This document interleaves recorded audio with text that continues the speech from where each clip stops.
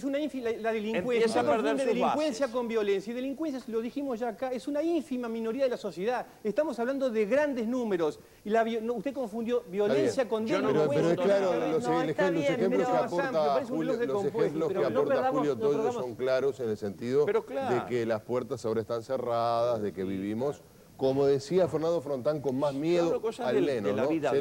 diaria, yo estoy de acuerdo con lo que él dice, y digo, pero creo que ahí se está refiriendo concretamente a la violencia generada por la sociedad, o la violencia social, ¿no? La inseguridad y el miedo, el temor, el aumento del delito. Estoy totalmente de acuerdo y creo que eso está asociado, hoy tú se lo preguntabas al padre Chalela, a los problemas, de carencias económicas. Y creo que no es un dato, es un dato de la realidad, de que aumenta el grado de violencia en los lugares donde hay más marginación, donde hay menos educación y donde también aumenta el maltrato infantil.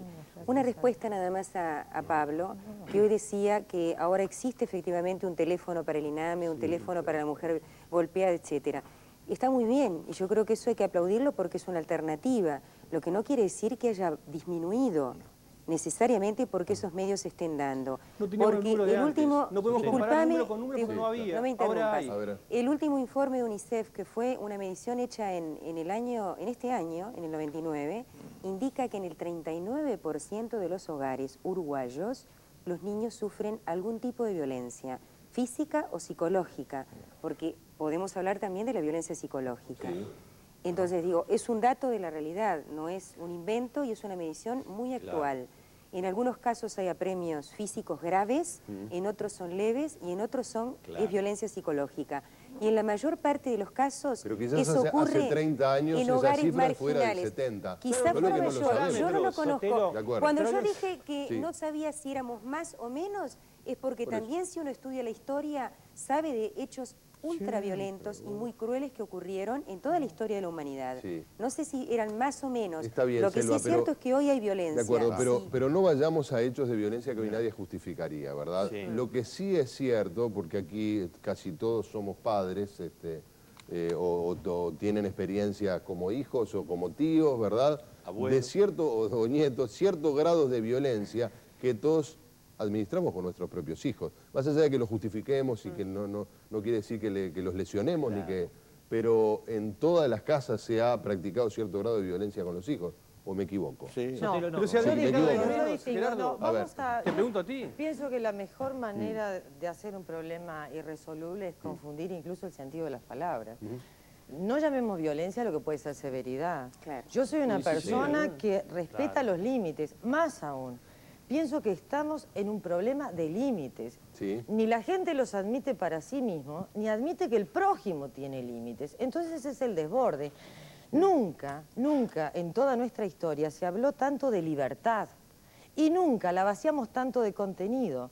Porque si hay una región donde esencialmente podemos ser libres, es dentro de nosotros mismos. Y ahí admitimos que por problemas psicológicos, por problemas económicos o por incidencia de elementos externos, actuamos con violencia. Pero entonces digo, en la única región donde indiscutiblemente podemos ser quien queremos ser, vamos a admitir que por problemas psicológicos seamos violentos, o seamos depresivos, o seamos abatidos. ¿Podemos ser libres? ¿Alcanza con nuestra propia voluntad para ser libres Sí, dentro de en nosotros? el ámbito ¿Sí? suyo es como dijo el padre Chalela hoy. Empiece a canalizar esa agresividad primero, esa energía Un siglo de transformadora psicoanálisis lo dejamos por sobre el sí camino. mismo. No, el Estamos padre educados dio para una la pauta, no, un agresividad momentito. y A podemos ver. reeducarnos para Sí. perder la agresividad. A ver, ¿Sabe? dejemos tener a la doctora. Sí. Por un lado, la sociedad, en esta sociedad, nuestros chicos son muy precoces, pero no más maduros. Y por otro lado, nuestros adultos han dejado de ser maduros. Son tan infantiles que porque tienen problemas son agresivos. Es lo mismo que a usted en su casa, su niño le diga, estoy violento porque hay sopa. ¿Ah, sí? No. 2 platos. No, No, pero claro. el maltrato Perdón, déjeme aumenta, presentarle a un nuevo invitado que nos respuestas acompaña a partir de este bloque. Uno de los escenarios donde se plantea más visiblemente para la sociedad la violencia es en los escenarios de fútbol. Al menos así se visualiza. Después veremos lo que opina el panel y lo que opina Daniel Ríos, que integra la barra brava de Peñarol. ¿Es así? ¿Tú te consideras un barra brava a ti mismo? En realidad no en la palabra barra brava porque no existe el barra brava, ¿no? Tú que sos un hincha, Un hincha, un fanático pero de formás Peñarol. parte de un grupo tiene actitudes... de una tribuna, diría, no de un grupo. ¿No? Ahora vamos a venir contigo, Daniel, porque No hay nadie de seguramente Nacional acá, la ¿no? actitud de los Barra Brava es caracterizada como tal, pero ahora vamos a venir. Gustavo me pedía la palabra hace un buen rato. Sí, hay dos cosas muy importantes que dijeron los señores. Una cosa es la frustración y otra cosa es la búsqueda de ese tiempo interior, ¿no?, que todos necesitamos. Bueno, entonces, la raíz de la violencia es una frustración interior porque estamos buscando la felicidad en placeres corporales y como nuestra naturaleza es ser almas espirituales, la verdadera naturaleza del ser es esa, buscar la felicidad, bueno, en el entorno espiritual. Después, como decíamos, lo material son agentes más bien externos. A nosotros nos representa Srila Prabhupada, que es el maestro, bueno, que presenta la cultura del movimiento de conciencia de Krishna, y justo quería leer algo chiquito, ¿no? Aquí le preguntan, ¿cuál es la definición de violencia? Dice, toda violación de los derechos de una persona cometida por otra, ¿no? Y Prabhupada aquí da una explicación muy linda, ¿no?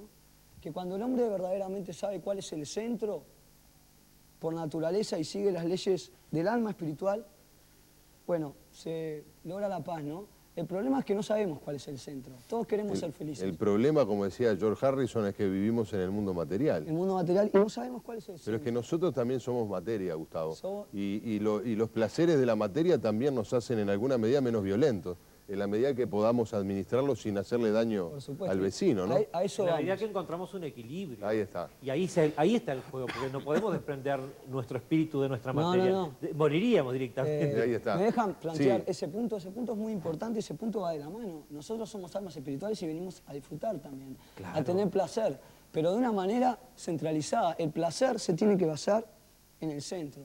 El centro de todo tiene que ser Dios.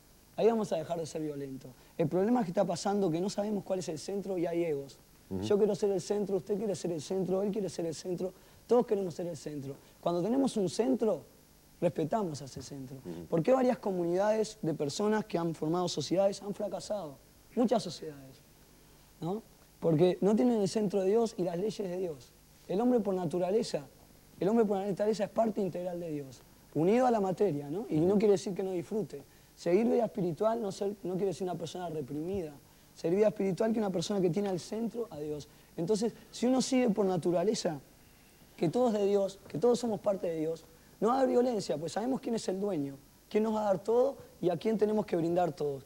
Y bueno, el movimiento de conciencia de Krishna promueve lo que es este movimiento para que todos vivamos en paz. Pero a través de los cantos del Señor. Algo ha ocurrido, Gustavo, que en la India, que es de donde viene y hace 5.000 años que se predica, se resuelven conflictos étnicos, conflictos religiosos por el medio del asesinato y de la violencia. Algo ocurre que no hablemos de Occidente, ¿verdad? Bueno, hay una cosa, ¿no? La India no está siendo el ejemplo de espiritualidad en este momento, porque también a través de la mezcla de culturas se está contaminando lo que es la causa espiritual, ¿no?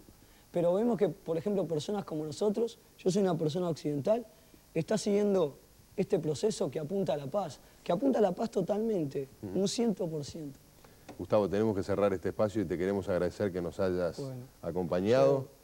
Lo primero que nada quiero pedir disculpas porque no estoy al nivel de los panelistas. En absoluto. Soy una persona que recién ha empezado y traté de más o menos decir lo que asimilé esta filosofía. Le pido que me disculpen. No, por y favor. bueno, y es un segundito nomás, quiero invitarlos. Va a haber una fiesta que es el cumpleaños de Krishna, ¿no? Que es la fiesta más importante que se celebra en todo el mundo en la conciencia de Krishna. Bueno, es el viernes 3 de septiembre a las 19 horas, en Ampu, Avenida Italia 2478, casi Tres Cruces ahí, esquina Presidente Valle. Bueno, lo queremos invitar, va a haber comidas típicas de la India, música tradicional, teatro, y se va a explicar qué es esta filosofía de yoga, ¿no? Amor por Dios, respeto y no violencia a ninguna entidad viviente. Gracias por acompañarnos, sí, Gustavo. gracias. Daniel se queda con nosotros, hacemos una pausa cuando faltan 20 minutos para las 11 de la noche. Ya venimos.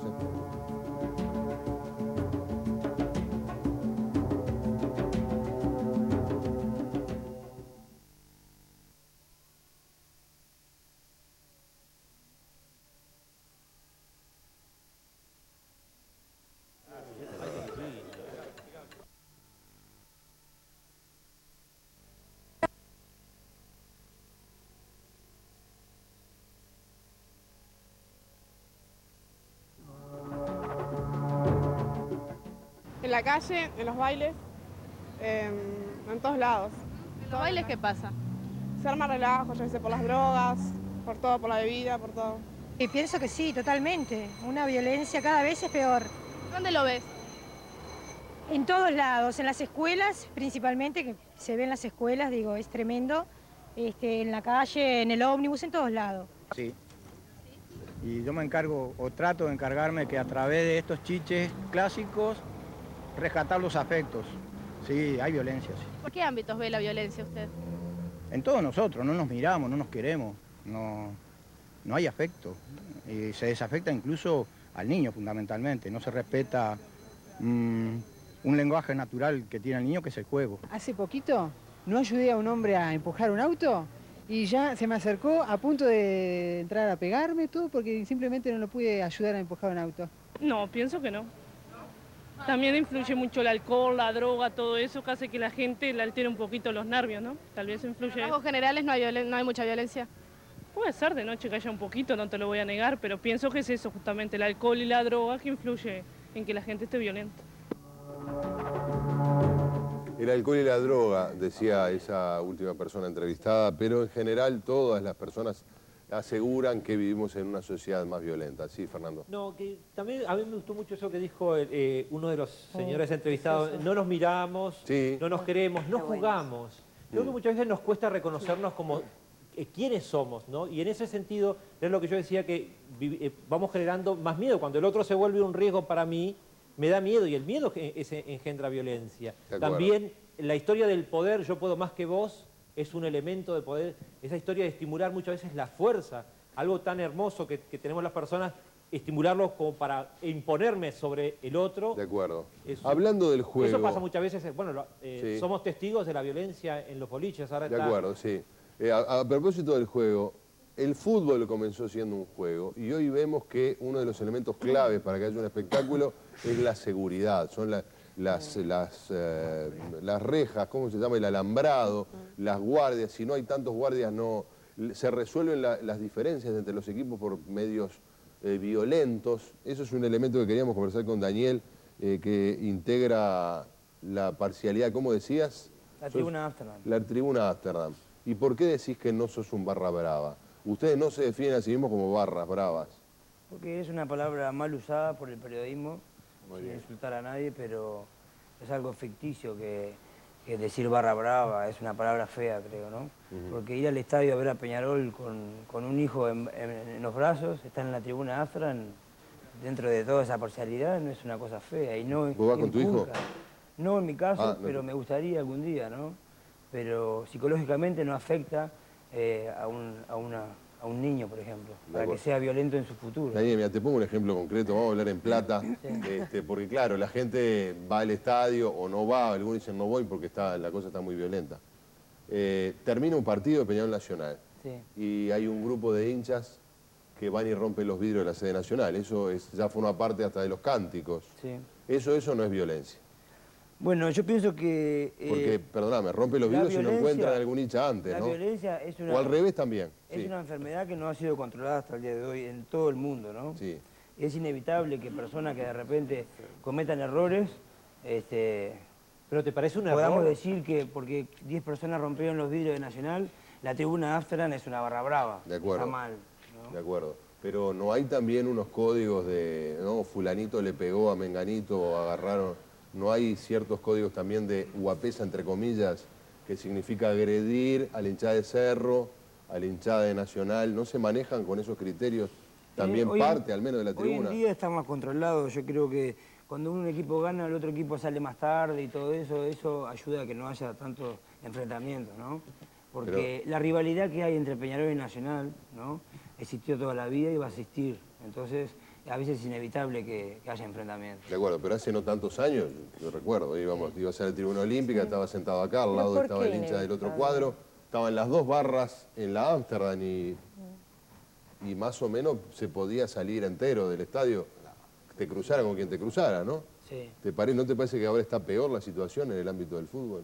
No, para nada, creo que no. Pero sin embargo... Creo que está controlándose cada día mejor y estoy muy contento y pienso que la gente tendría que apoyar al fútbol y... Pero el otro día mataron a un joven, ¿no? En Carrasco Sin embargo, le mataron si a me un permite, joven. en función de la pregunta que le hizo acá nuestro director, usted dice, parecería inevitable que se den enfrentamientos.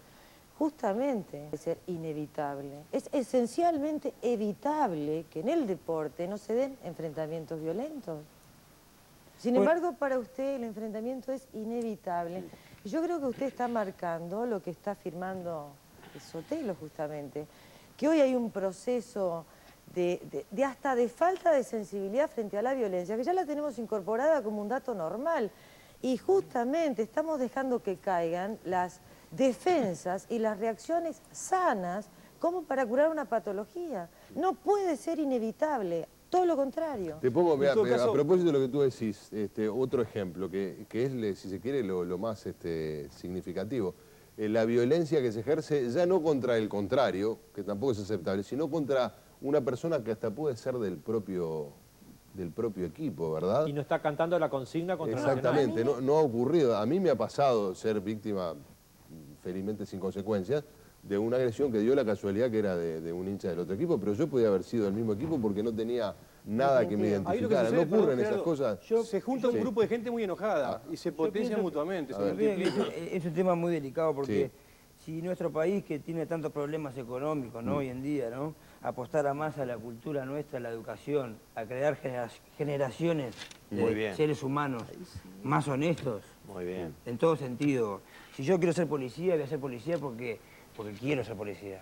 Y no voy a dejar que nadie venga con plata por abajo de la mesa y me haga mi trabajo una cosa que no existe, ¿no? Sí. Entonces, ahí vamos a tener una sociedad mejorada, ¿no? Pero no perfecta, porque no existe. Entonces, estos problemas de violencia que puede haber en un estadio es parte de un ser humano, es algo Daniel, pero voy a lo que natural. decía Cristina. Vos sos hincha de Peñarol y hay otro Daniel que es hincha de Nacional con el mismo derecho de hincha de Peñarol. Y se cruzan después que uno de los dos se comió 3 goles. ¿Está? ¿Te parece que eso amerita que puedan terminar o a los golpes de puño o alguna punta o alguna bala? ¿Te parece que se justifica? No, no se justifica, pero como ser humano muchas veces uno pierde el control, ¿no? Y a veces no es uno mismo. Bueno, ahí... Entonces eso ya es otro problema también. Bueno, el fenómeno de masificación, como también muchas veces la violencia es una cosa que se genera socialmente, se reproduce y después termina sin límites, pero se puede prever cortar esos fenómenos. Julio me pide la palabra y quiero presentarle a otras invitadas, a otra invitada también. Sí, Daniel Ríos, como los parciales de Nacional, pueden dar fe de que yo después de hacer mi parte en la 22, muchísimas veces voy a la Ámsterdam. Creo que Daniel me ha visto alguna vez. Voy a la Ámsterdam. No hablo de oído. Voy a la Ámsterdam y como a cualquier lado. A cualquier lado. Es lo mismo que a cualquier lado. Y siento los mismos olores que siento en cualquier lado. El baño del periodismo en el palco oficial es tan fétido como el baño de la Ámsterdam. Es decir, no se puede achacar falta de higiene en una tribuna donde van 16.000 personas cuando donde vamos 300 periodistas no se puede entrar por el olor fétido. Quiere decir que vamos a desmistificar. En el Estadio Centenario, de repente en un partido hay 60.000 personas. Cuanto mayor es la aglomeración de público, mayor es la posibilidad de que existan actos de violencia. Hay actos de violencia donde hay 2 personas en un semáforo y se agarran a trompadas. En un estadio lleno es exactamente proporcional a la cantidad de gente. El fútbol es un reflejo de nuestra sociedad. Los que quieren sentar al fútbol en el banquillo de los acusados y a los parciales en el banquillo de los acusados es por varias razones. O porque no saben, porque no conviven con ellos, o porque son gente que repite cosas que no sabe de qué se tratan.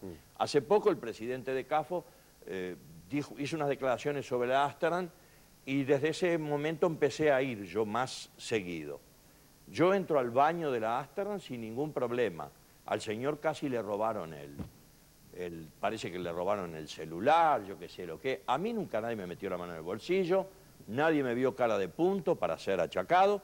Y, por ejemplo, en Punta Carreta se están robando gente. Hace poco le dieron un culatazo a un senador de la República a una parrillada. Entonces, ¿por qué somos tan hipócritas? Pero entonces no existe el fenómeno de los barras bravas que ha ocupado a sociólogos. No, hay barras y es la misma proporción de violencia que hay en toda la sociedad. Es otra cosa. No lo pongan en el por favor, banquillo de los Daniel, acusados no al te fútbol. sientas en el banquillo de los acusados porque no ese banquillo ya está muy difícil, pero de cualquier manera valoramos mucho que tú vengas y des tu testimonio.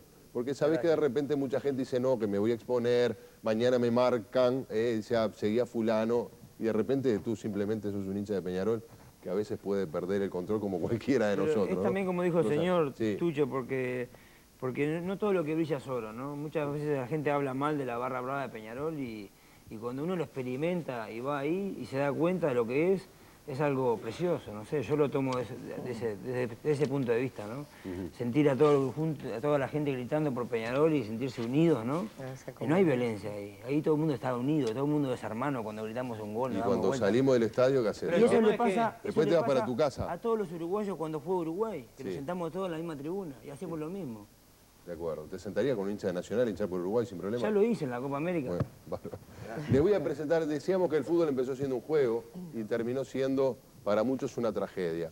El baile como expresión de alegría, de placer, de disfrute, también empezó siendo un juego para el ser humano y hemos tenido que encontrarnos con situaciones, algunos que han afectado incluso a un integrante del panel a través de su hijo, termina siendo un momento de dolor, un momento de tragedia, como es el que le ocurrió a Rosa Puente, madre de Richard, un joven que fue asesinado a la salida de un boliche céntrico. Rosa, gracias por acompañarnos. Vamos a hacer una pausa y después vamos a conversar contigo. Gracias, ya venimos.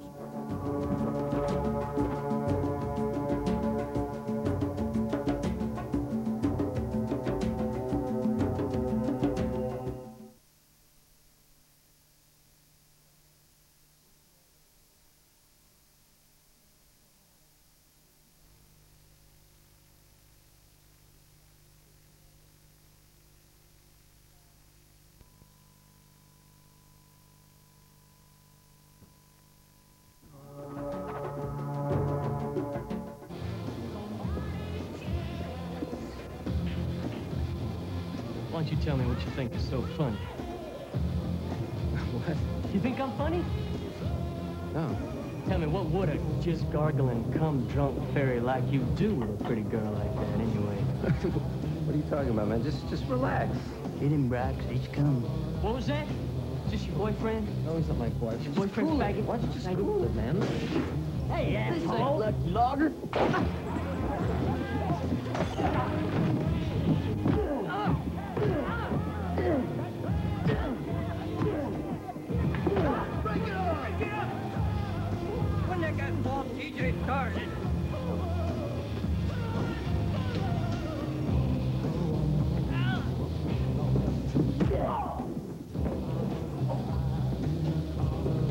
Dipshit.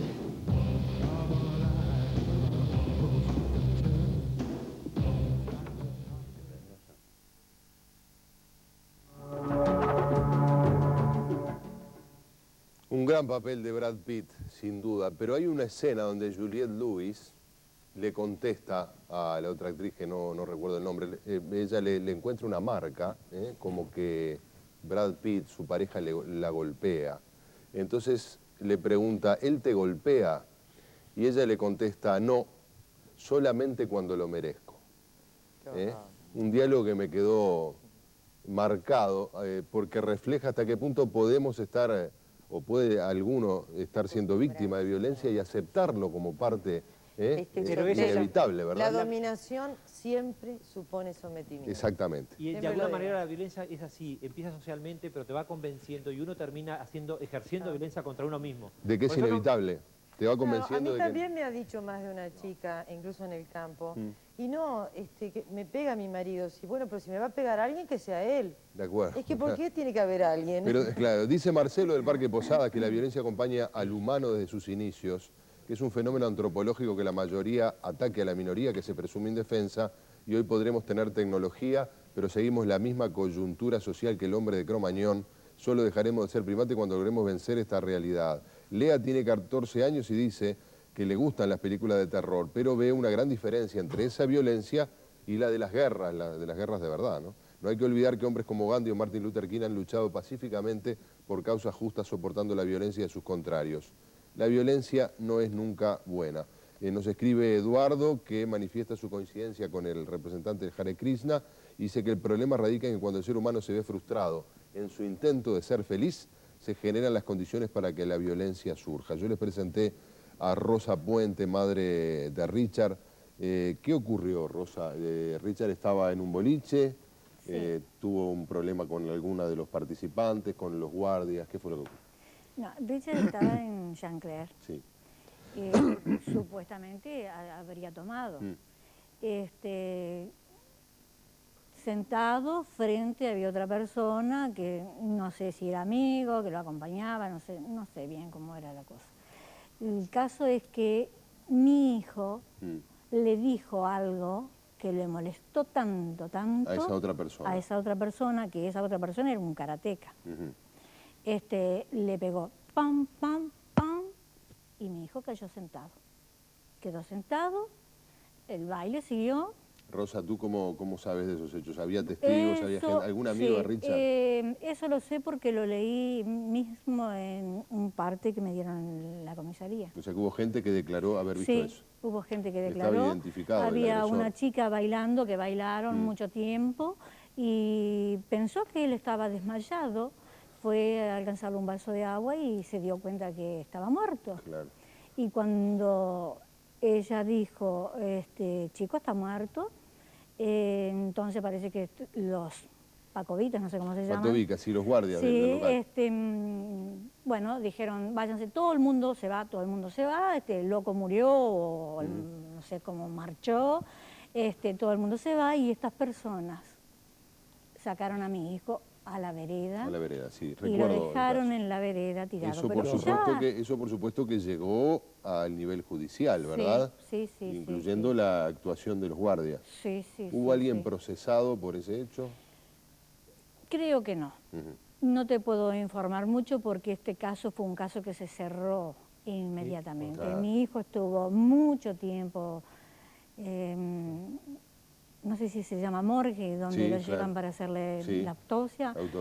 Y estuvo mucho tiempo ahí, toda una mañana, toda una tarde.